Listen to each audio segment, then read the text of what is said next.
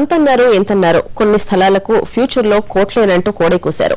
నిజమేనన్న ఆశతో లక్షలు పోసి కొన్న వారికి ఇప్పుడు చుక్కెదురైంది. ఫ్లాట్ల అడ్రస్ గల్లంతైంది. శంషాబాద్ లో వీవీఆర్ హౌసింగ్ పేరుతో నిలువునా ముంచేశారని బాధితులు ఇప్పుడు పోలీస్ స్టేషన్ మెట్లెక్కారు. హౌసింగ్ ప్రైవేట్ లిమిటెడ్ పేరుతో శంషాబాద్ లోని సాంఖ్యా విలేజ్ లో 8 ఏళ్ల క్రితం ప్లాట్లు వెలిశాయి. ఇప్పుడు కొనుక్కుంటే ఫ్యూచర్ లో గోల్డెన్ అంటూ చెప్పడంతో చాలా మంది ఎగబడి మరీ అక్కడ కొనుగోలు చేశారు. అయితే డబ్బులు తీసుకున్న తర్వాత యాజమాన్యం ప్లాట్లు చూపించలేదనేది బాధితుల వాదన. సుమారు 3000 మంది నుంచి 4 నుంచి 10 లక్షల వరకు వసూలు చేశారని VVR housing private limited MD Vaka వాసుదేవరావుపై పంజాగుట్ట పిఎస్ లో ఫిర్యాదు చేశారు. 4 lakhs, 5 lakhs, 6 lakhs. ఇంకో జిమిక్స్ ఏంటంటే వీళ్ళే లోన్ ఇచ్చారు. వీళ్ళే వీళ్ళే డబ్బులు కట్టించుకొని వీళ్ళు ఏం చేశారు, నెక్స్ట్ ఫర్ ఎగ్జాంపుల్ 1 month కట్టాలంటే 1 month ఒక రోజు డిలే అయితే ఇంట్రెస్ట్ తీసుకున్నారు.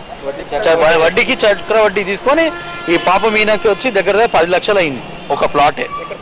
ఇక్కడే కాకుండా తెలంగాణ, ఏపీలో వీవీఆర్ హౌసింగ్ వివిధ పేర్లతో రియల్ ఎస్టేట్ కార్యాలయాలు తెరిచిందని, అక్కడ కూడా చాలా మందిని మోసం చేసిందని చెప్తున్నారు బాధితులు. And the rest they are not paying, but they are selling the whole land to customers and collecting the whole money.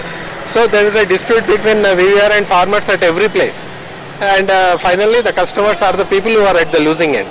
So today morning also we went there, but it is the same. They were not even there at the office. We were calling for 2 hours.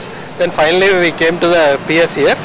ప్లాట్ల కోసం సాంగ్యా village కు వెళ్తే అందులో ప్రస్తుతం రైతులు వ్యవసాయం చేస్తున్నారని అంటున్నారు. పిల్లల కోసం కూడబెట్టిందంతా తీసుకొచ్చి వారి చేతుల్లో పూసి నిలువునా మోసపోయామని బాధితులు పంజాగుట్ట పిఎస్ లో తమ గోడు వెళ్లబోసుకున్నారు.